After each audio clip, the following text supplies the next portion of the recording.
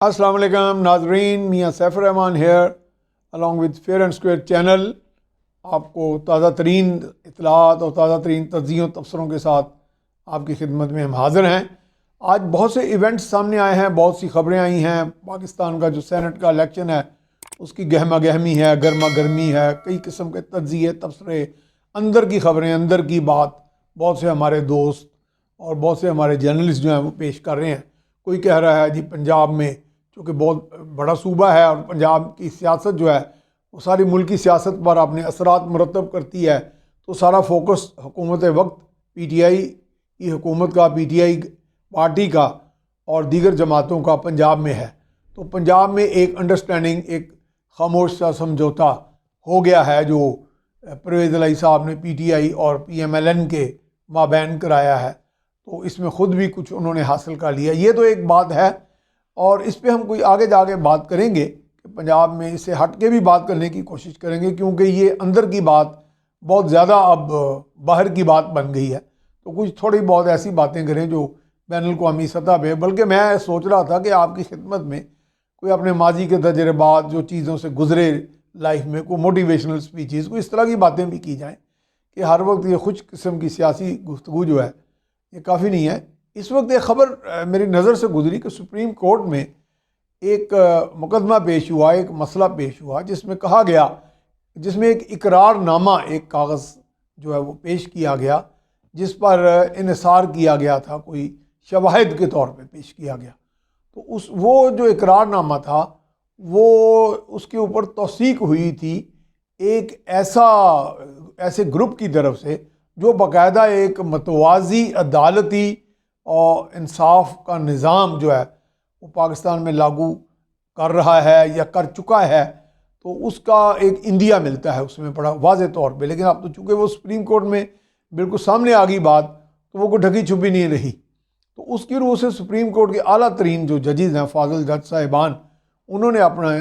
یہ آبزرویشن دی ہے کہ کسی بھی گروپ کو، نہ طالبان ہو یا کوئی اور مسلح گروپ، وہ پاکستان کے کسی بھی کونے میں بیٹھ کے عدالتی فیصلے دینے کا کوئی اختیار نہیں ہے، جس طرح کہ یہ امارت اسلامیہ طالبان و وزیرستان و افغانستان نے وہ جاری کیا ہے وہ کاغذ۔ تو یہ بھی میں سمجھتا ہوں بڑی تشویش کی بات ہے کہ ایک متوازی نظام انصاف بھی اگر قائم ہو گیا ہے، تو یہ جو لوگ ہیں یہ کس کے وفادار ہیں؟ کیا حکومت ملک پاکستان کے، ریاست پاکستان کے وفادار ہیں؟ تو یہاں پہ ہمیں سوچنا ہے، عوام کو سوچنا ہے، خواص کو سوچنا ہے، افواج کو سوچنا ہے، حکومت وقت کو سوچنا ہے، اپوزیشن کو سوچنا ہے۔ تو اس کا آگے جا کے تدارک کرنا ہے کہ کیا کہیں اور تو نہیں کوئی کھچڑی اندر سے کوئی لاوا پکڑا جس کو ہم قابو نہ کر پائیں کل کو۔ تو یہ تو ایک دور تھا جب آپ کو یاد ہوگا سوات آپریشن جب ہوا تھا، تو یہاں تک یہ تھا کہ وہ جو سوات کے گرد و پیش میں جو ہمارے دہشت گرد یہ لوگ تھے، اگر سوات آپریشن نہ ہوتا تو وہ کافی حد تک آگے جا کے کوئی پاکستان کے جوہری نظام کا جو نقل و حرکت ہے اس پہ نظر رکھنے کی کوشش کر رہے تھے، لیکن وہ ناکام ہوئی۔ اس میں ہماری مسلح افواج کو کریڈٹ جاتا ہے اور حکومت وقت کو اس وقت کی کریڈٹ جاتا ہے جس نے ایک کنسنسس پیدا کیا،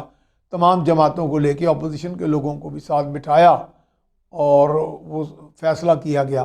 اور ان کی کافی حد تک بےخونی کی گئی اور پاکستان سے مار بھگایا ان دہشت گردوں کو۔ یہ تو ہو گئی ایک بات، اس پہ اور بھی کریں گے کیونکہ مجھے یاد پڑتا ہے میری ماضی کے ایک 9 ڈیو کے کمانڈر تھے، میجر جنرل نیاز خٹک، ان سے ایک ملاقات ہوئی جس میں انہوں نے بتایا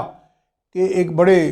نامور یا بدنام زمانہ کہہ لیں، رسوائے زمانہ دہشت گرد بیت اللہ محسود، جن پر الزام ہے کہ انہوں نے محترمہ بے نظیر بھٹو کی شہادت میں کا ارتکاب کیا، ان کے لوگوں نے کیا۔ تو اس حوالے سے بھی کوئی بات کریں گے آئندہ کسی پروگرام میں۔ آج میں اس بات پہ صرف محدود رکھوں گا اپنی بات کہ چودھری پرویز الہی، ان کا کردار کیا رہا۔ ان کو بہت عرصہ میں نے انٹریکٹ کیا ان کے ساتھ، بیٹھے ان کا کام کرنے کا طریقہ دیکھا، ان کے بارے میں بہت سے متنازع سوچ، تصورات، بیانات بھی سامنے آئے کہ وردی میں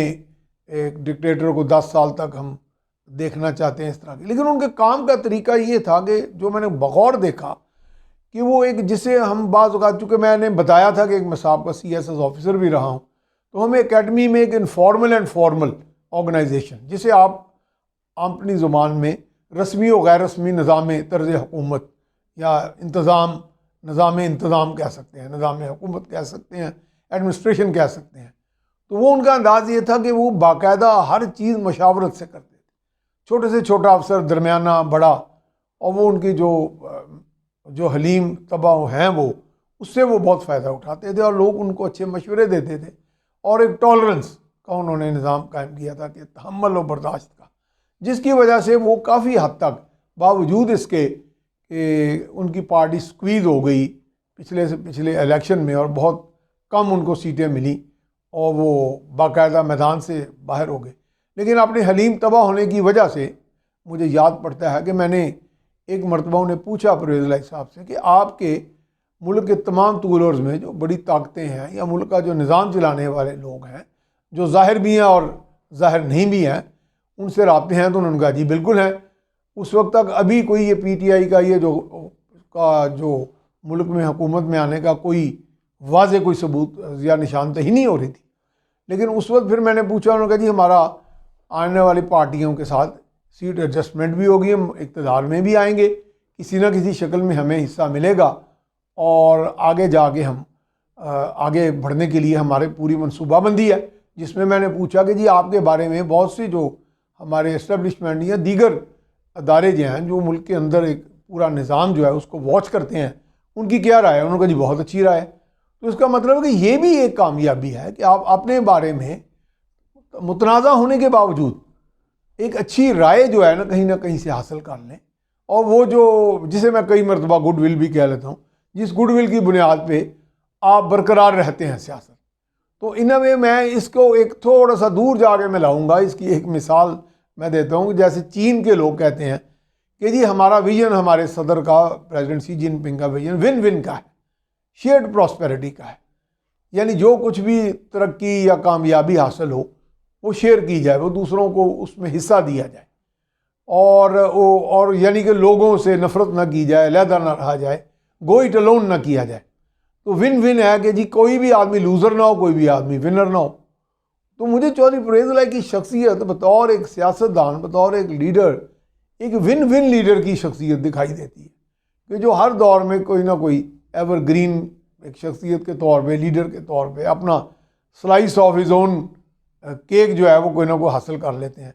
تو یہ بھی ایک کامیابی ہے، اس میں کوئی آپ کہیں چلاکی ہے یا کچھ اور ہے، مصلحت بینی ہے، یا ان کی جو منکسر المزاجی ہے، تو بہرحال اگر یہ چیزیں ہیں تو کوئی نہ کوئی تو ایسا گر ہے ان میں جس کی وجہ سے وہ ون ون لیڈر بن کے سامنے ابھرے ہیں۔ اور ماضی میں بھی اگر آپ چلے جائیں تو منظور بٹو 18 یا 19 سیٹوں کے ساتھ پنجاب کے ایک طاقتور وزیر اعلیٰ تھے۔ اور اگر آپ اس وقت پرویز الہی